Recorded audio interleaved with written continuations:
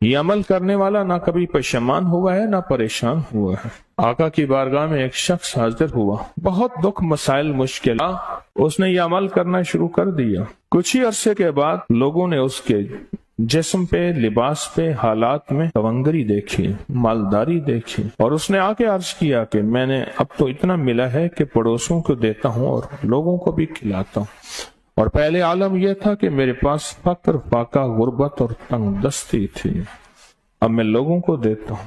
میرے پاس کئی واقعات ہیں، واقعات در واقعات ہیں۔ مدینہ منورہ میں ایک صاحب کہنے لگے ہمارے بڑے آئے تھے تو یہاں کی منڈی کی سبزیاں جو گری ہوئی ہوتی تھیں وہ اٹھا کے لاتے تھے، اور بعض اوقات لکڑیاں نہیں ہوتی تھیں اور بعض اوقات سبزی نہیں ہوتی تھی، اور فقر اور غربت کی عمومی چونکہ فضا بھی تھی لیکن ان کے ہاں کچھ زیادہ ہی تھی، اور میں نے ان کو آنکھوں سے دیکھا کہ وہ مسجد نبی میں آتے ہیں تو سعودی عرب کا بڑا نوٹ 500 کا ہے، 500 وہ نوٹ نکال کے چپ کر کے ایسے مٹھی میں دے رہے ہوتے ہیں، اور انہوں نے خود بتایا کہ انہیں کسی نے بتایا تھا ان کے خاندان کو، کہا سارا گھر یہ عمل کر رہا تھا، اور اس کو عمل کو کرتے کرتے اللہ کا نظام بدلا، رب نے تونگری، برکت، دولت، عزت، وسعت اور عافیت کے دروازے کھول دی۔ مجھ سے ایک دفعہ کہنے لگے اتنے ملین ہیں، اتنے ملینوں کے ملین ہیں، کیا کروں بتائیں آپ، کہاں خرچ کروں، پڑے ہیں میں خرچ کروں کہیں، کس جگہ لگاؤں؟ مجھ سے مشورہ کرنے لگے، کہنے لگے دبئی میں میرا کاروبار ہے، بہت بڑا بزنس ہے، فلاں جگہ ہے، یہ پیسے کہاں لگاؤں؟ اس کی مشق کریں۔ بعض اوقات فقر اور فاقہ، غربت اور تنگ دستی، اس کا جو نقصان، فقر، فاقہ، غربت، تنگ دستی کا جو نقصان ہے، وہ یہ نقصان یہ ہوتا ہے کہ انسان کا ایمان ختم ہو جاتا ہے۔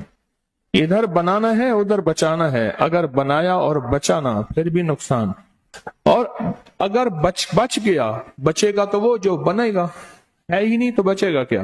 سلام اور اخلاص سے بنانا ہے، پانا ہے، ملنا ہے۔ ایک چیز ہے، ایک دعا ضرور پڑھا کرے، اللہم انی اعوذ بک من زوال نعمتک، بس اللہم انی اعوذ بک من زوال نعمتک، اے اللہ مجھے نعمتوں کے زوال سے بچا، نعمتوں کے زوال سے۔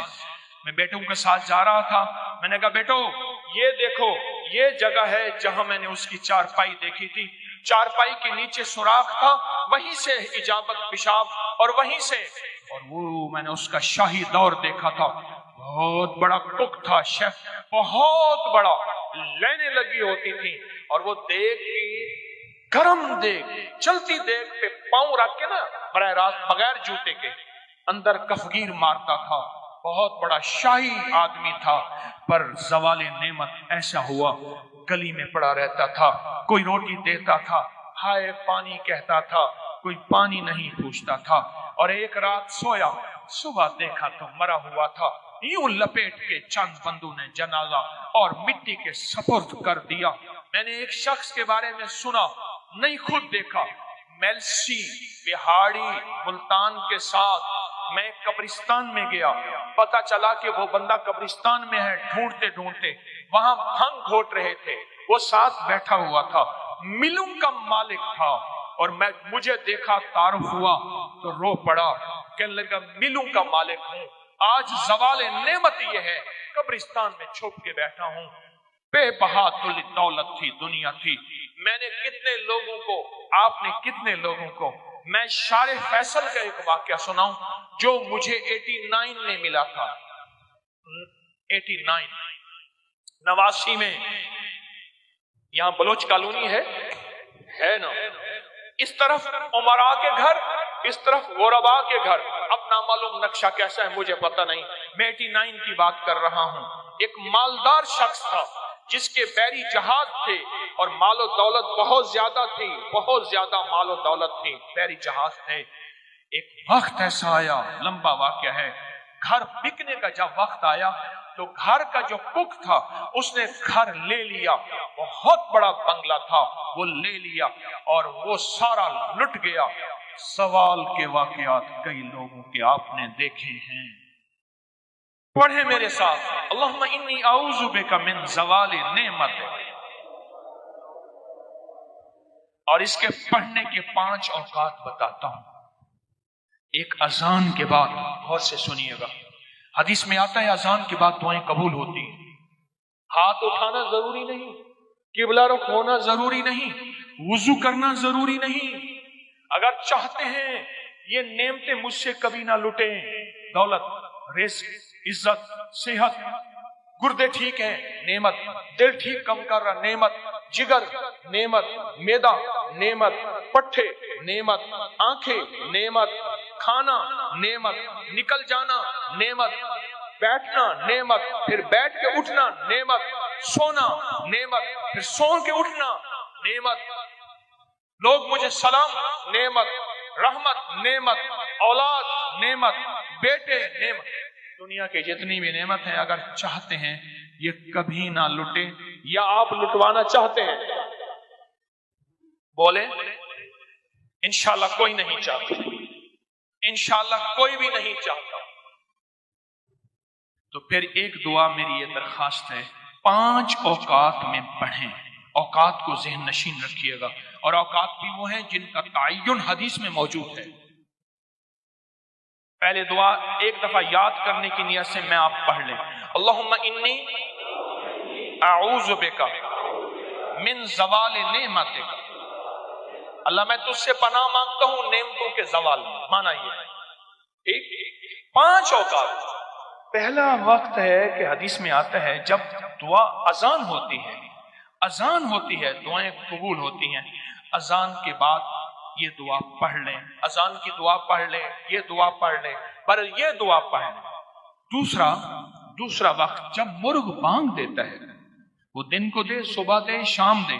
اکثر لوگ کہتے ہیں مرغ کا بانگ دینا صبح یوں ہے دن کو نہیں. فرمایا جب مرغ بانگ دیتا ہے، حدیث میں آتا ہے وہ عرش سے رحمت کا دروازہ کھلتا دیکھتا ہے.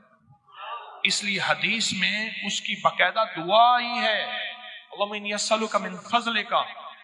جب مرغ بانگ دے اس وقت یہ دعا پڑھ لیں. کون سی؟ اللہم انی اعوذ بک من زوال نعمت. ٹھیک. 2 واقعات ہوئے، دو جگہ ہوئی. تیسرا فرمائے جب نماز کے لیے اقامت ہو رہی ہوتی ہے، اقامت ہوتی ہے نا جماعت کھڑی ہونے سے پہلے، جب قد قامت الصلاۃ آتی ہے وہاں جو دعا مانگو قبول ہوتی ہے. جب مکبر کہتے ہیں نا قد قامت الصلاۃ، قد قامت، جو دعا مانگو قبول ہوتی ہے. فرمایا جب قد قامت الصلاۃ آتی ہے، جو دعا مانگو قبول ہوتی ہے، اس وقت دل ہی دل میں ایک دفعہ مانگ لیا کرے اللہم انی اعوذ بک من زوال نعمت. کتنے ہو گئے؟ 3 ہو گئے. چوتھا والدین کے چہرے کو دیکھنے سے مقبول حج کا ثواب ملتا ہے، دنیا کا فرما بردار ہوگا. رات ایک جگہ بیٹھا تھا میں، کہنے لگے والد صاحب کا خون آتا تھا، کھڑا ہو جاتا تھا. والد صاحب، ان کا نام عارف تھا، کہنے لگے والد صاحب مجھے کہتے تھے عارف. میں ایک دم کہا، بچے کہتے تھے بابا کیا ہوا؟ دادا کا فون آیا. کہا بیٹا والد کا ادب کر کے اب وہ پختگی ہو گئی ہے، اب ذہن میں وہ ادب بیٹھ گیا ہے. جو والدین کے چہرے کو دیکھ کے یہ دعا پڑھے گا، کیونکہ وہ لمحہ ایسا ہے اور میں کہ اس لمحے میں اللہ کہتا ہے مقبول حج کا ثواب مل گیا. اس لمحے میں جو بندہ یہ دیکھ کے پڑھے گا اللہم انی اسألک، اللہم انی اعوذ بک من زوال نعمت. کتنے بندے کتنے ہو گئے ہیں؟ اور آخری سن لیں بڑے غور سے، بہت غور سے سن لیں، بہت توجہ سے سن لیں. کبھی آپ کو موقع ملے سفر کا کہیں بھی، یہ کراچی میں بھی آپ پل میں پردیسی ہو جاتے ہیں، پردیسی ہو جاتے ہیں. کہاں لمبے سفر ہیں کراچی کے، لاہور کے، بڑے بڑے شہروں کے. اللہ سے کہہ دیں کہ اللہ میں مسافر ہوں، اللہ میں پردیسی ہوں. مسافر پردیسی کی دعائیں رد نہیں ہوتی. میں تجھ سے یہ دعا مانگتا ہوں، اے اللہ مجھے زوال نعمت سے بچا. اللہ زوال نعمت سے بچائے گا اور سب سے بڑا زوال نعمت ایک اور بھی ہے، آج میرے پاس رزق ہے، میری نسلیں منگتی ہیں، بھکاری ہیں، محتاج ہیں۔ یہ مشق کرتے رہیں، ایک فائدہ یہ ہوگا مشق ہو جائے گی، دوسرا فائدہ یہ ہوگا اللہ جذبوں اور تصور اور خیالوں اور سوچوں کے مطابق فیصلہ کرتا ہے۔ میرے بندے، میں تمہارے ساتھ تمہارے گمانوں کے مطابق فیصلے کرتا ہوں۔ اللہ یہیں سے آپ کے گھر میں برکت دولت وسیع کرنا شروع کر دے گا۔ ایک دفعہ سلام، ایک دفعہ قل ہو اللہ پڑھ لے، تیرے گھر میں تونگری، تیرے گھر میں رزق، تیرے گھر میں عزت، تیرے گھر میں صحت، اور قرضے اتر گئے، گھر سے بیماریوں کا خاتمہ ہو گیا، گھر میں رحمت برکت اور عافیت آ گئی۔ بس اس کی مشق کر لے اور یہیں سے مشق کرنا شروع کر دیں، اور مشق میں ایک تھوڑا سا اضافہ کر دیں۔ چھوٹی دعا مانگیں، چھوٹی مدد آئے گی، بڑی دعا مانگیں گے، بڑی مدد آئے گی۔ پھر سنیں ذرا، چھوٹی دعا مانگیں گے، چھوٹی مدد آئے گی، بڑی دعا مانگیں گے، بڑی مدد آئے گی۔ تو چھوٹی دعا تو یہ ہے کہ اللہ مجھے دے دے، میرے گھر والوں کو دے دے، اور بڑی دعا یہ ہے کہ اللہ ساری امت کو دے دے۔ بڑی دعا مانگیں، ساری امت کو سامنے رکھ کے اللہ سے مانگیں، اللہ سے درخواست کریں۔ اور یہ جو ایک دفعہ سلام اور قل ہو اللہ ہے، یہ گھر میں ایسے بارشیں کر دیتی ہے، تونگری کی، رزق کی، صحت کی، برکت۔ میر سبکتگین محمود غزنوی کے جو بڑے تھے، ان کے دور میں ایک صاحب تھے، وہ ہمیشہ اپنی انگلیوں سے انگلیاں بند رکھتے تھے، اور اگر کھولتے تھے تو دائیں ہاتھ کی انگلی سے بائیں ہاتھ پہ لکھنا شروع کر دیتے تھے۔ ایسے انگلی کی اس طرح لکیریں بناتے تھے اور لکھنے شروع کر دیتے تھے۔ امیر بادشاہ انہیں اپنے ساتھ رکھتے تھے، اور جہاں کہیں کوئی مشکل، کوئی منزل، کوئی مسئلہ پیش آتا تو اس سے کہتے کہ اپنا فن دکھائیں، اپنا جوہر دکھائیں۔ تو مٹھیاں بند رکھتا تھا، وہ کھولتا تھا اور کھول کے لکھنا شروع کر دیتا تھا، اس کے بعد پھر مٹھیاں بند کر دیتا تھا اور وہ ہو جاتا تھا۔ ایک دفعہ ایک ہرن کے شکار کے لیے بادشاہ نے اپنا گھوڑا دوڑایا۔ ہرن بہت تیز تھا، میں نے ہرن کو دیکھا ہے، آج تک شکار نہیں کیا، نہ ذوق ہے، بھاگتے بھاگتے پھر پیچھے مڑ کے دیکھنے کھڑا ہو جاتا ہے، دیوانہ ہے، بھولا ہے، اور وہیں شکار ہو جاتا ہے۔ چوکڑیاں بھرے گا، تیز چلے گا، پھر جے کسی کے کھڑا ہوگا۔ پھر اس کا مزاج ہے کہ جہاں آج اس نے مینگنیاں کی ہیں، سارے مل کے وہیں آ کے مینگنیاں کریں گے۔ ان کا ٹوائلٹ ایک ہوتا ہے، اور شکاری ہمیشہ مینگنیوں کی جگہ پہ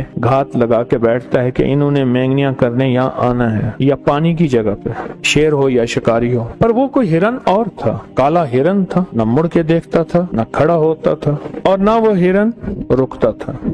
بادشاہ تھا، اور بادشاہ کو بھی غصہ آ گیا کہ میں نے اب اس ہرن کو شکار کر کے ہی رہنا ہے۔ بادشاہ کو بھی غصہ آ گیا، بادشاہ پیچھے اور اس کے سارے ہم نوا ہواری وہ بھی ساتھ۔ آخر بادشاہ تھک گیا، صحرا تھا جو ختم نہیں ہوتا تھا، جنگل تھا ختم نہیں ہوتا تھا، تھک کے بادشاہ رک گیا تو سارے رک گئے۔ تو بادشاہ نے اس کو بلایا، کہا کہ اپنا فن دکھا، ہرن تو میرے ہاتھ نہیں آتا۔ تو اس نے مٹھیاں کھولی اور لکھنا شروع کر دیا، لکھتا رہا، اس دفعہ کچھ دیر تک لکھتا رہا، اور بادشاہ متلاشی نظروں سے اس کو ایسے دیکھتا رہا کہ کیا فیصلہ ہوتا۔ کہنے لگا امیر المومنین، بادشاہ سلامت، وہ ہرن نہیں ہے، جن ہے، اور ہرن کے جسم میں ہے، ہرن کے روپ میں ہے، وہ ہرن نہیں ہے، جن ہے۔ بادشاہ نے کہا اب جو بھی ہے مجھے چاہیے، زندہ یا مردہ، میں اتنا اس کے پیچھے دوڑا ہوں، اس نے آپ کو پکڑا دیں گے۔ اس نے پھر لکھنا شروع کر دیا، لکھتے کرتے، پر میں بادشاہ سلامت، اب کی بار آپ جب دوڑیں گے، کھڑا آپ کا انتظار کر رہا ہے، تو آگے کسی جھاڑی میں پھنس جائے گا، آپ اس کو پکڑ لیں گے، پھر آپ کی مرضی ہے، آپ اسے چھوڑ دیں،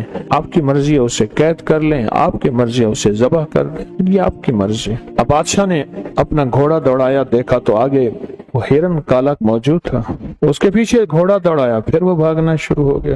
آگے ایک جھاڑی آئی، اسی میں گیا تو اس میں اٹک گیا، اس کے سینگ اٹک گئے اور سینگ اس میں الجھ گئے۔ تو بادشاہ کے غلام آگے بڑھے تو انہوں نے ہرن کو پکڑ لیا۔ اب ہرن پکڑا ہوا بادشاہ کے پاس آیا، امیر سبکتگین کے پاس۔ تو بادشاہ نے اس سے کہا تو نے آج مجھے بہت ستایا، فارسی میں بات کی، تیرے پیچھے بہت گھوما ہوں، آج تک میں نہیں گھوما اتنا، تو میں کسی شیر کے پیچھے بھی نہیں گھومتا، اور شیر کو میں شکار کر لیتا ہوں۔ اس دور میں بندوق تو تھے نہیں، آمنے سامنے شیر کا شکار ہوتا تھا، تلوار سے، نیزے سے، برچے سے۔ وہ کوئی ہمت والا ہوتا تھا شیر جوان، جو شیر کا آمنے سامنے مقابلہ کون کرے۔ تو ہرن بولا اور فارسی بولا اور زبان یار میں بولا، یعنی جیسے بادشاہ بول رہا تھا ویسے ہی بول رہا۔ کہنے لگا آج تک میں نے سب شکاریوں کو ایسے ہی دھوکا دیا ہے، اور ایسے سراب میں لے گیا ہوں جہاں پانی نہیں ہے، ان کو بھی مارا ہے میں نے، اور ان کی سواریوں کو بھی مارا ہے۔ مجھے ان ہرنوں پہ ترس آتا ہے، میں ہمیشہ ہرن ہرن بن جاتا ہوں، پھر شکاری کو ایسے دوڑاتا ہوں، دوڑتے دوڑتے پھر تھک جاتا ہے وہ بھی، اس کی سواری بھی، پھر ایک سراب میں لاتا ہوں، ایسے میدان میں جہاں بظاہر نظر آتا ہے پانی ہے اور پانی نہیں ہوتا، اور پھر میں گم ہو جاتا ہوں، پھر میں گم نہیں ہوتا، راستہ بھی گم ہوتا ہے اور زندگی بھی گم ہو جاتی ہے۔ اگر آپ کہیں تو میں آپ کو سراب میں لے چلوں؟ بادشاہ نے کہا تو دوڑ جائے گا، اب میں بندہ ہوں، اب نہیں دوڑ سکتا۔ بادشاہ نے نا اس عامل کو دیکھا جو ان کے ساتھ تھا، اس نے کہا اس کو چھوڑ دیں آپ، بادشاہ سلامت ہے، یہ کبھی نہیں دوڑ سکتا۔ اب ہرن پیچھے اور بادشاہ آگے، اور ہرن بادشاہ کے گھوڑے کی رفتار چل رہا تھا، کبھی آگے ہو جاتا کبھی پیچھے ہو جاتا۔ بہت دیر تک چلتے چلتے ایک ایسی وادی میں پہنچا جہاں ہر طرف